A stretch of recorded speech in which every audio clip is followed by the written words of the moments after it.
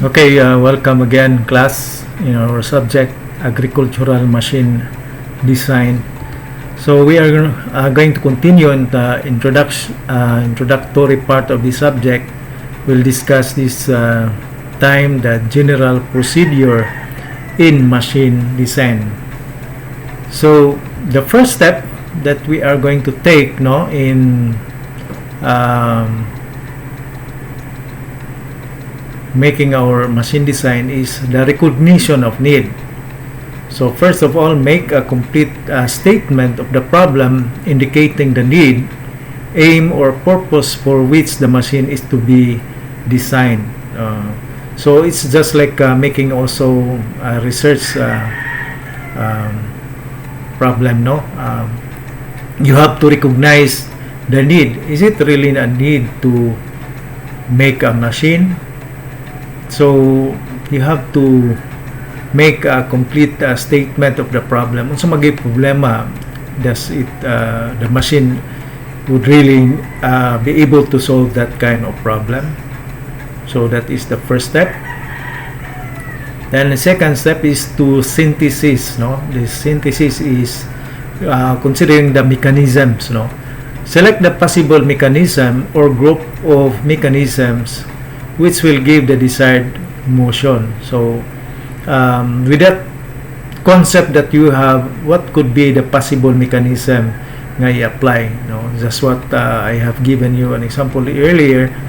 If you are planning for a slicer of a banana, there are lots of possible mechanism or motion that you are going to apply.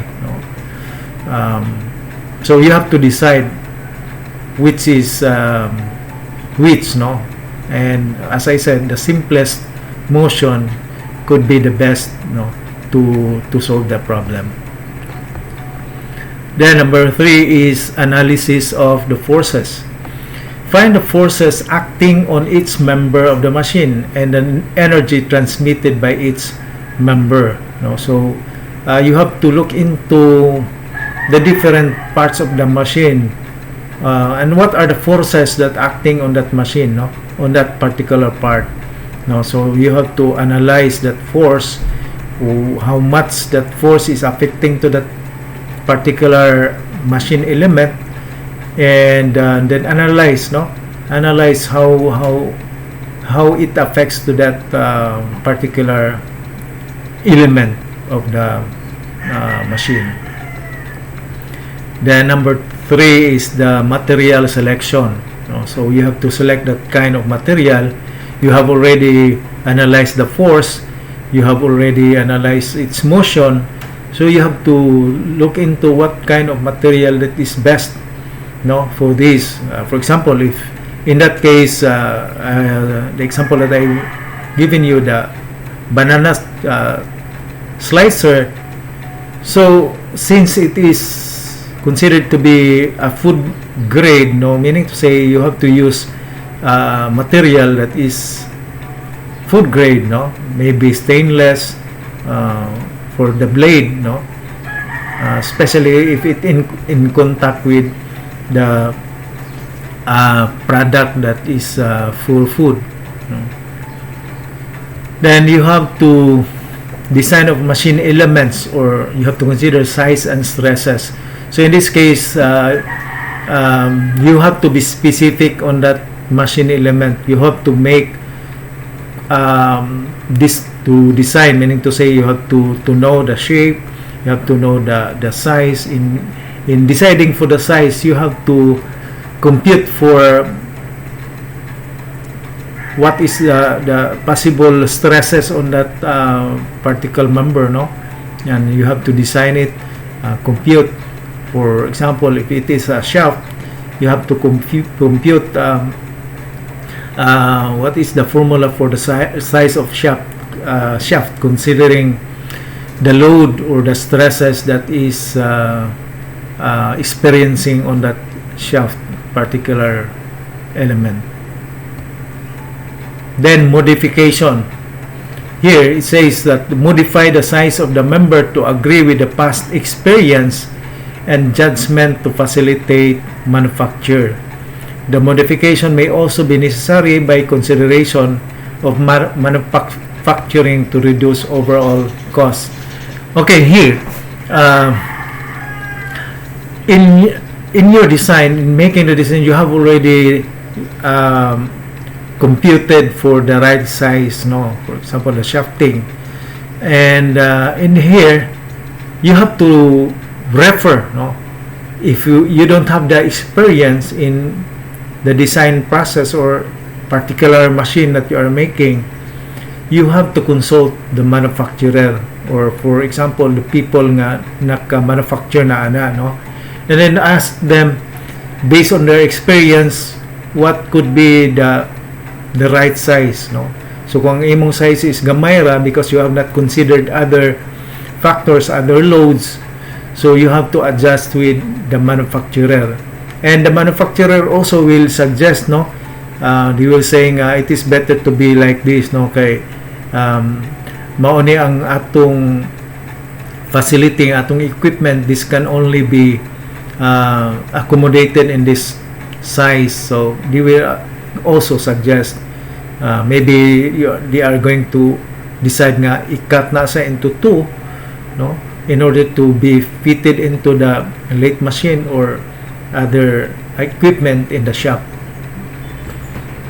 So that is modification. Then detailing is the drawing of the detailed drawing of its component, no, and the assembly machine with complete specification for the manufacturing processes suggested. So this is now the making of the drawing, the detailed drawing, no. Not only the whole machine, but the specific parts or component of the machine with the specification. Now take note that in making the drawing, not only the you are just making the drawing, but you have to make the specification in order nga ang manufacturer will understand, no. That's why we have standard way of making drawing, no. So atong pais, no. So the idea is that you have to make your plan or your drawing to be understood by other people, by other persons. So in that way, makabalo sila ang say buhaton, no. So dili nga maghimo lang ka drawing na hindi ikaw like ka nakasabot if you are only the one who can understand in your drawing.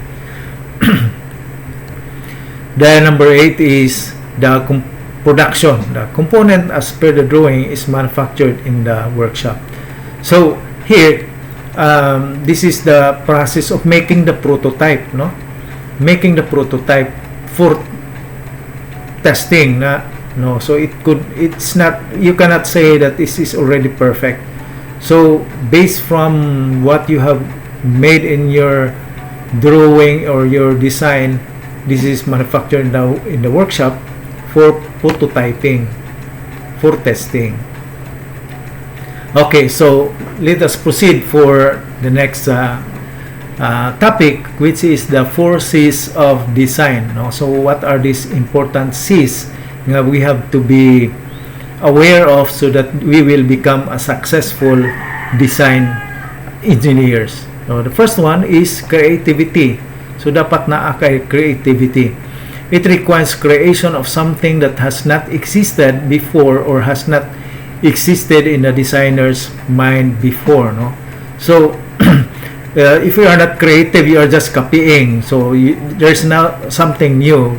But here, when we say you are a creative person, it should come out with something something new.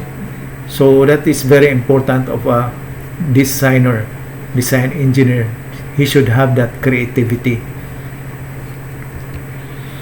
Number 2 is complexity.